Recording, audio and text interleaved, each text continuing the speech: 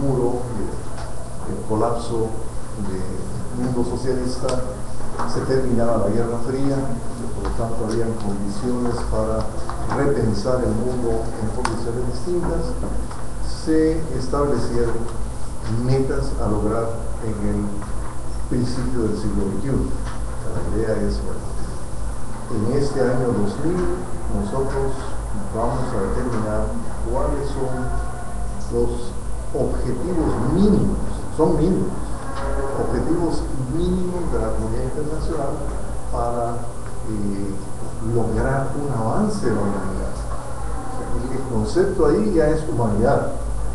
¿Dónde estamos como humanidad en el 2000 y qué queremos que sea la humanidad en el 2015? Entonces,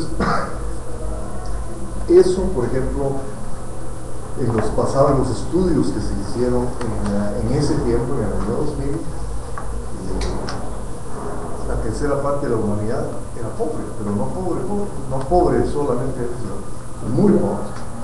Es como en un mundo con tanta riqueza, porque la hay, pues podemos dar el lujo de que la tercera parte esté en condiciones terribles de pobreza.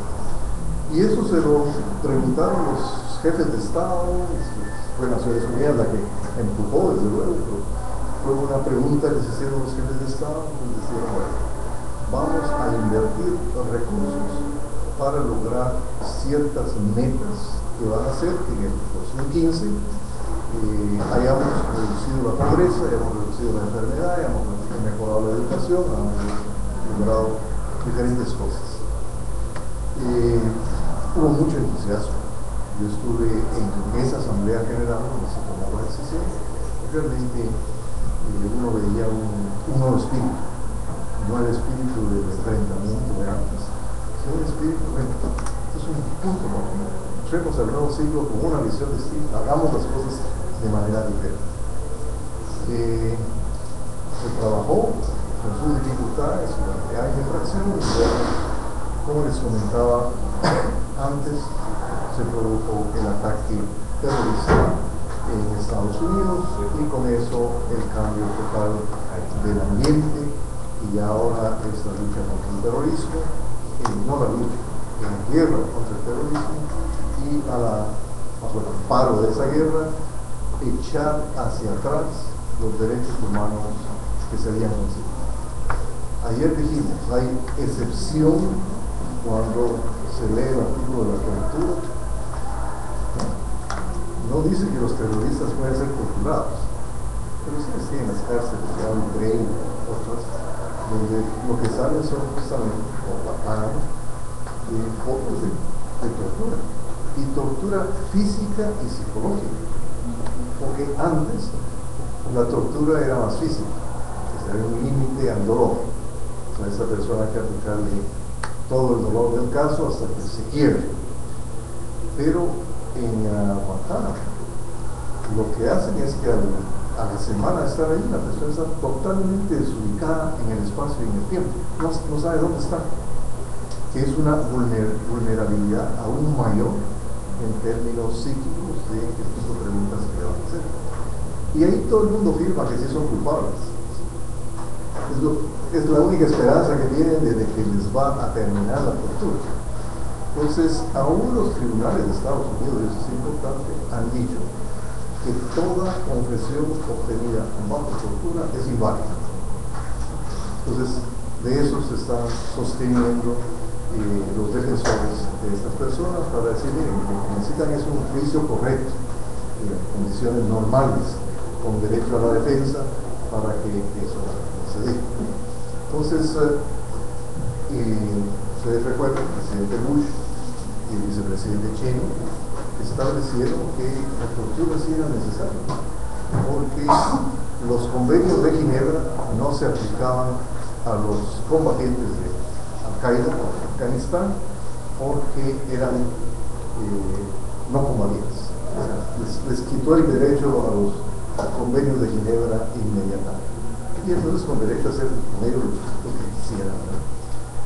Eso se aceptó por la comunidad internacional, no de buena gana, pero se aceptó durante los años siguientes al ataque a las Torres Gemelas, hasta que finalmente se empezó a generar la suficiente resistencia internacional y ahora pues la inmensa mayoría nuevamente dice tortura no, detención clandestina no, secuestro no, etc. ¿Lo siguen haciendo? Sí, lo siguen haciendo, pero ya con una condena de la comunidad internacional. Entonces, el espíritu de los objetivos de desarrollo del milenio no se perdió del todo, pero se bajó de intensidad. Y los estados empezaron a destinar recursos para otras cosas, para seguridad, para terrorismo, aunque no tuvieran terroristas, para terrorismo, y a bajarle recursos a las metas de desarrollo. Afortunadamente Naciones Unidas opera con bastante astucia y colocó una evaluación de los objetivos de desarrollo del milenio a mitad del periodo. Y entonces, a mitad del periodo pidió informes de todo el mundo y evaluó país por país en donde se encontraba el cumplimiento de sus objetivos. Y entonces pudo decir, bueno, tal país lo está cumpliendo, tal país lo está haciendo poco, tal país va en buen camino. Y además no solo decir cumplimiento o no cumplimiento, sino Naciones Unidas está dispuesta a contribuir con recursos en aquellos países en donde el ritmo de cumplimiento es muy bajo. Entonces, si bien se perdieron los primeros 7 años, digamos, en los siguientes 8 años ha habido un intento de recuperar, de destinar más recursos, etc. En Guatemala se habla, no se logra, pero se habla de hambre cero, cosas por el estilo. Eso es todo parte de esa visión de desarrollo. Entonces aquí hay un video. Oh, okay, I have a video. A video of the Millennium Development? Yeah. Oh. Just not now, please. I'm just closing up my... Just. Ahí está lo Okay. So, primero les vamos a enseñar un video y después la página. O sea, cuando vayan a escribir papeles de posición y resoluciones, en todos los sitios de la conferencia por lo general tenemos internet y en los hoteles también, so, cuando estén haciendo su investigación sería bueno familiarizarse con la página, preferidamente en inglés, pero aquí la tenemos en español por propósito de hoy. Y vamos a enseñar este video con un resumen.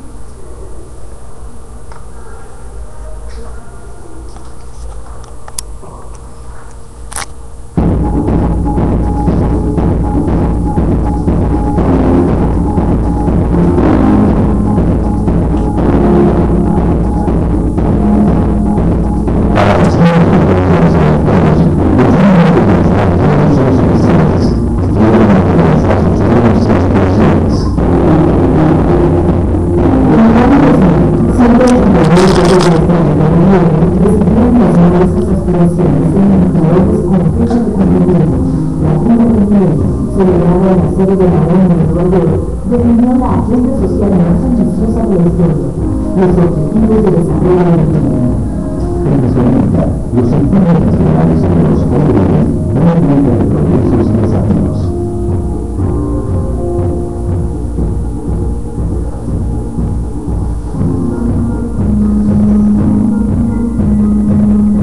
El objetivo de la ley incorpora funciones de género, pobreza y hambre. Tras un periodo de crecimiento, la crisis dificulta la reducción de la pobreza severa.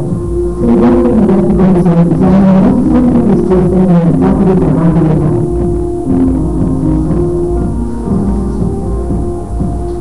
La riqueza alcanzable en términos generales es el objetivo de la escolarización de manera universal, pero ahora no consigue erradicar la analfabetismo.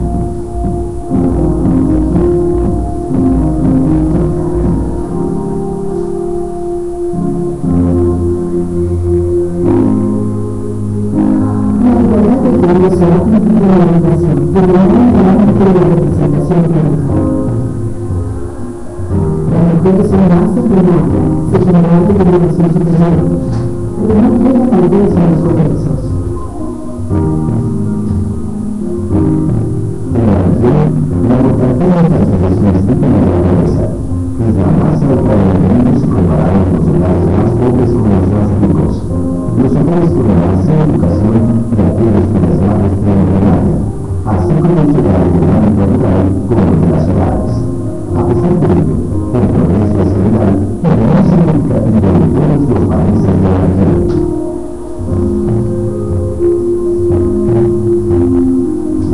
La mortalidad maternal ha decrecido, pero no hay hijos que aún en todos los países.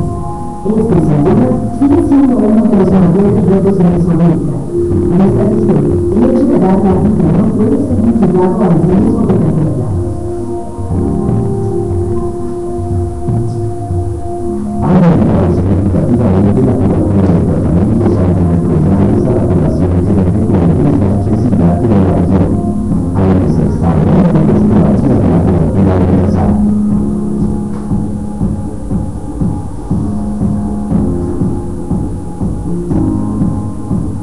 La fuerte deforestación del pasado ya ha sido controlada en el límite del norte central, mientras la América del Sur sufre las mayores pérdidas de selvas y bosques en el mundo. El 90% de los hogares mesoamericanos tienen acceso a agua limpia. La sostenibilidad ambiental es el mejor ODM de la región.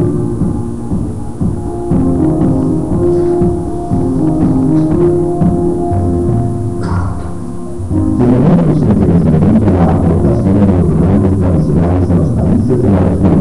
Estos han realizado enormemente el esfuerzo por acercar la tecnología a sus ciudadanos, extendiendo la cobertura telefónica, facilitando el acceso a la informática y haciendo de muchos millones de Mesoamérica jóvenes de la era digital. El marco de aceleración de los ODS, la estrategia adoptada por la ONU para identificar los retos de la Tierra, focalizar los esfuerzos y acelerar el logro de los ODS hacia 2015, señala 10 políticas públicas prioritarias. Mantener el gasto social. Apoyos públicos contra la pobreza extrema. Salud de las zonas rurales y para la infancia y pobreza. Erradicación de la mortalidad materna. Fomento de los nuevos femeninos. Fomento del primer empleo. Becas femeninas en concursos e ayuntamientos. Acceso gratuito a los antimaltratantes. Reforestación y pago de servicios ambientales. Internet gratuito en las escuelas. Los sistemas de información son la interpretación de cumplimiento de la designación de la familia. La Oficina de la Presidencia de la República de México, la Secretaría de Relaciones Exteriores de México, la Gabinete de la Agencia Mexicana de Cooperación Internacional para el Desarrollo y el CICA, con el Gobierno, ponen a disposición de los países mesoamericanos el sistema de información sobre los jóvenes. Esta recomendación ofrece información estratégica en todo a tomadores de decisión. El seguimiento sistemático ayuda a evaluar el desempeño de las organizaciones públicas, realiza que la reunión de ninguna información identifica hacia hechos constatables y objetivos. Los secretarios de desarrollo del gobierno son una promesa hecha a millones de personas. A través de la colaboración y solución, es posible diseñar esquemas solidarios que nos permitan saber dónde estamos y cómo evitar que a partir de todos los grupos sociales puedan vivir mejor. Esta iniciativa ayuda a cristalizar el objetivo común, que incluye en Mesoamérica todos los objetivos del milenio.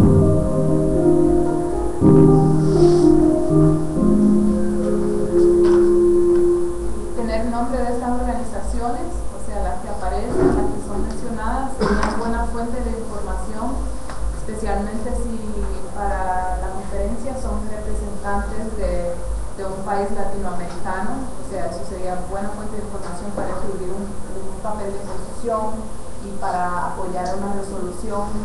Entonces, esos videos, esas páginas de internet son cosas que uno las encuentra solamente mirando en Google, solo buscando.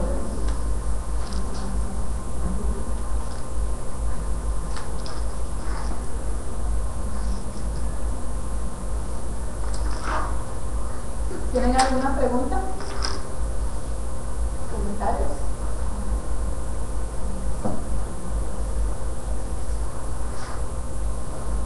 No questions?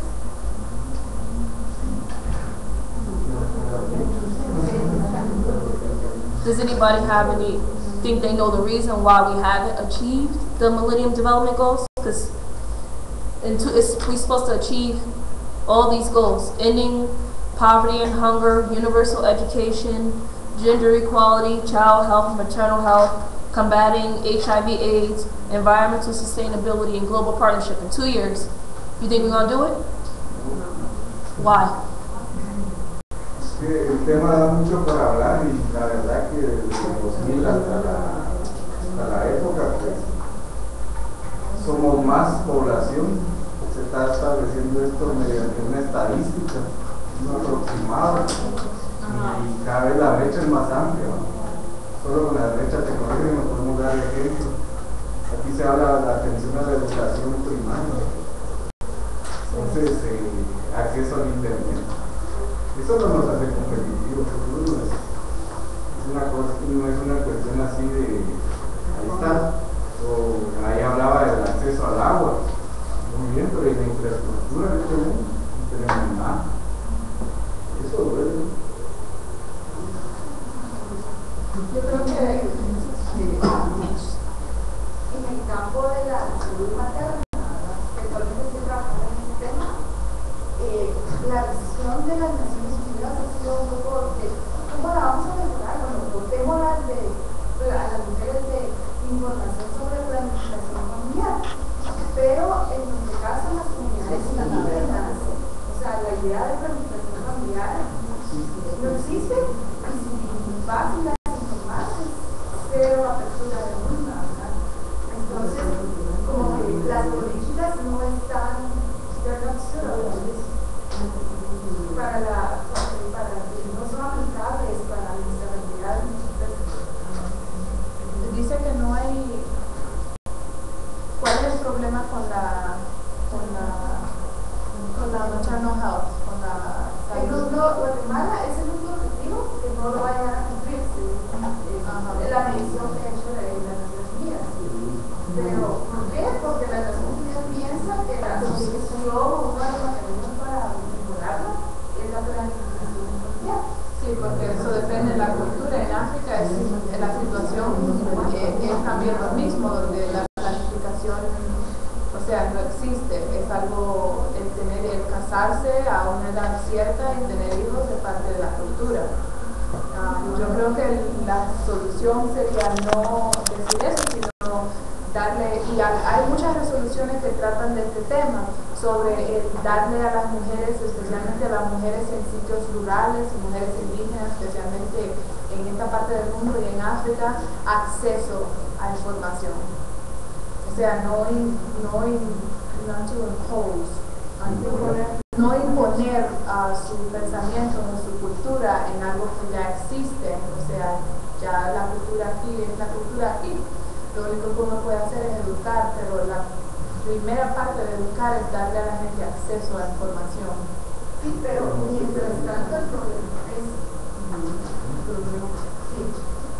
una de las causas es no es el hecho que no tengan información. En Guatemala la cultura es muy tabú entre los padres, muy cerrada. Entonces, que venga el hecho de que quieran impartir educación sexual en los centros educativos es así como que wow, o sea, no, ¿por qué? Exactamente, tiene que ver mucho la Iglesia Católica o la religión que existe. Incluso era importante las noticias que en Guatemala estaban hablando sobre las estadísticas de las niñas que salen embarazadas a los 10 años, ¿verdad? Estamos hablando que a la fecha de hoy están hablando de 14.000 nacimientos en unidades de 10 a 15 años. O sea, estamos viendo de que por mucha información que haya, la juventud ahora es caso omiso lo que pueden decir. Porque no se cuidan, porque esto, habiendo tantos métodos, pues uno como estudiante puede ir a una escuela y hablar de ese tema, pero ¿qué pasa? Va a ser como contradictorio. ¿Por qué? ¿Por qué les hablan esto? Si no se habla desde casa, al querer tocar en escuela es muy fuerte. ¿Sí? Hablarle a una niña de 10 años de una relación sexual que tiene es caso, o sea, es malo. Yo creo que con todos los temas es eso, tiene que haber un balance entre el respeto a la cultura y la necesidad de aliviar estos problemas con acceso a información. Contra el VIH y AIDS, el área del Sub-Saharan Africa, las mujeres tienen más VIH y SIDA, más significantemente. Yo hice un ensayo sobre eso, y es simplemente porque no saben. O sea, les dieron un survey en este estudio donde las mujeres no sabían qué hace un condón, qué uso tiene, y los hombres sí, y son de la misma cultura, pero es el acceso a educación. Ese es el primer paso, pero como dice, es difícil con la cultura y la religión. Una de las cosas que le hace falta a Guatemala es tener una legislatura que permite hacer los cambios estructurales para que podamos hablar de una educación coherente para toda la población. Si no hay una legislatura enfocada a la educación, no podemos ir como escuela nada más a enseñarles a una comunidad recóndita de Chuché, cuando ellos tienen su propia cultura. Pero si no está reglamentado, si no está legislado, los cambios van a ser siempre muy pocos. Algo que es efectivo en los Estados Unidos es que aunque un joven hasta los 17 años está bajo sus padres, y los padres tienen muchos problemas con la educación sexual en las escuelas, pero en cuanto al tratado médico, cuando yo veo a un médico, ya a los 15, 16 años yo tengo mi privacidad. O sea, el médico me puede hablar a mí de lo que él crea que sea apropiado, y no tiene que ver con mi madre o padre. Sí, tiene que ver mucho que no todos tienen acceso a la salud. No todos tienen el acceso de poder ir a un centro de salud y decir, no puedo ver como médico. Aquí es, tú tienes 15, 16 años, tu papá o tu mamá te contigo. O sea, no todos tienen, exactamente, o sea, no todos, ni más que todo en el área rural, no tienen el acceso a un médico, a un centro de salud. Normalmente aquí todavía existen las comadronas. Y exacto, o sea, a eso que vamos, Guatemala, de los mismos objetivos, casi en la mayoría. Sí. Solo lo que quería también comentar es de que actualmente, ahorita, o sea, sí se está en el parte del presupuesto que Guatemala tiene, hay una parte del presupuesto que lo dieron para educación sexual, para que se imparta en Guatemala, pero el problema que hay de que ese presupuesto se lo van a dar al Ministerio de Educación. No es un ministerio aparte o no es una comisión aparte lo que lo va a llevar a cabo, lo que va dentro del nuevo presupuesto de educación, pero el Ministerio de Educación no va a venir y va a contratar a una persona calificada especial para que imparta esos temas, lo que normalmente lo que tiene que el mismo maestro que imparte los cursos en una escuela, él mismo le tiene que hablar a los alumnos de ese tema. O sea, es alguien, una persona tal vez que no va a estar preparada para ese tema. Y si hay presupuesto, que en realidad lo manejen, es otra cosa. ¿Cómo lo manejan? O sea, no tienen específicamente una persona calificada para que lleve a cabo eso. Muy bien, solo le pasamos aquí, sí. Gracias. Yo quería comentar que en realidad Guatemala es uno de los países que definitivamente no va a alcanzar los del milenio 2015. Por ejemplo, en erradicar la pobreza extrema y el hambre, la disminución en 20 años ha sido minúscula. Se ha hecho análisis sobre cada uno de los objetivos del milenio, se miden los avances que se han tenido y en realidad estamos en la calle de la amargura. Por ejemplo, lograr la enseñanza primaria universal, ese es un aspecto que se ha politizado acá. Han alterado las estadísticas en algunos municipios para decir que ya, para declarar un municipio con declaración con educación universal. O sea, las causas, como mencionaba la compañera, son estructurales y esos cambios pues, son de largo plazo. Muchas gracias. Sí, solo brevemente porque es interesante los debates que se establecen. Efectivamente tiene que ver con las políticas públicas, digamos, el gasto público, ¿verdad? El Estado, digamos, con qué recursos cuenta, hay cultura tributaria, cómo se invierte en salud, en educación y vivienda, digamos, los impuestos, su espíritu es generar una redistribución social, pero aquí tenemos serios problemas de corrupción. Sí, no es prioridad, no es prioridad. Para este gobierno no hay una postura de impositiva que sea en función del ingreso. Hay quienes se va en impuestos y la mayoría pagamos impuestos. Lo interesante que yo capto de esta discusión es que hay realidades las recetas, digamos, son distintas. Es importante hablar de políticas públicas, pero cada estado tiene su propia realidad, ¿verdad? Entonces no se trata de implementar programas, en el caso, por ejemplo, de bolsa solidaria, hoy le cambiamos de nombre, seguimos en lo mismo, no generamos fuentes de trabajo, no hay ingreso, cada vez es más grande la brecha de pobreza. Pero interesante ver, digamos, que hay coincidencias también, pues con más diferencias, coincide, digamos, el caso de África, que se hablaba de la necesidad, digamos, de tener acceso a la información, que es un aspecto importante. Son procesos bien complejos y en todo caso, digamos, manifestar que hay necesidad de implementar estas políticas públicas, de evaluarlas en función de resultados y de analizar transparencia en términos de la inversión pública. Porque si no, no hay dinero, el dinero nunca va a alcanzar, pues no solo es poco lo que se recauda, sino aunado a eso va a parar a bolsillos superiores. Entonces creo que ahí muy poco hemos avanzado en transparencia a nivel del Estado de la Unión. Muy bien, yo me atrevería a comentar lo siguiente. Si vemos los objetivos de desarrollo del milenio, lo comparamos con el presupuesto nacional, ahí no hay ninguna relación. Entonces, ¿dónde pone uno sus prioridades? Donde pone el dinero. Entonces, esto no son prioridades. Un segundo desperdicio, si ustedes comparan los objetivos de desarrollo del milenio con lo que dicen los acuerdos de paz, hay una enorme correlación.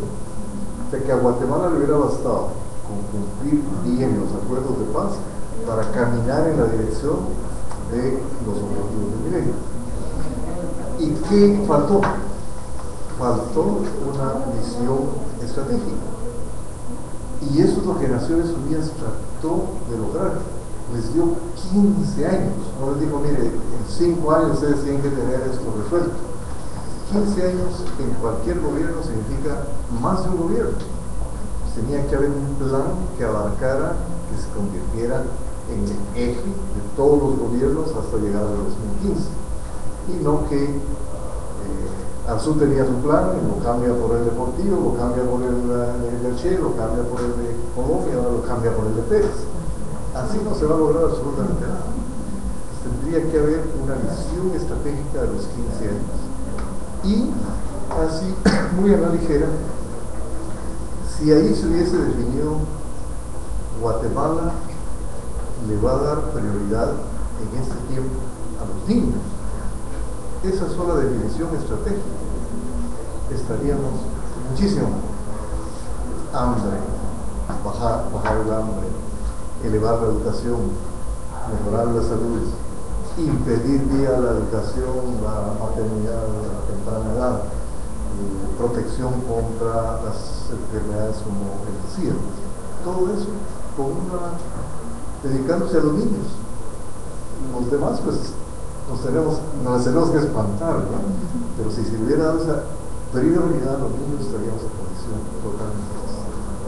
Entonces falta visión estratégica, falta muchas cosas, y yo coincido con la apreciación de que Guatemala no va con las metas propuestas.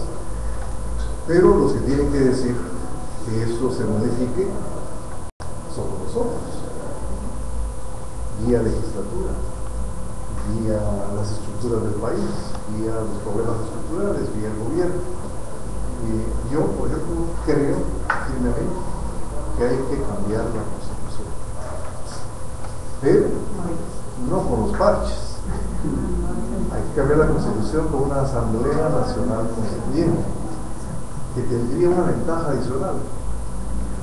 La población de Guatemala no puede ver ni en pintura al Congreso. Entonces, ¿cómo lo podemos sacar antes de tiempo? Con una Asamblea Nacional Constituyente y entrar a una reforma total. ¿Tiene riesgos? Sí. Pero ahorita las reformas las hacen los sectores de poder, no todas las gentes. Quitan y ponen lo que les interesa. Van a tratar de hacer lo mismo, pero si se genera todo un movimiento para ciertos principios básicos de reforma, a lo mejor en 4 años estaríamos en condiciones de empezar a cambiar el rumbo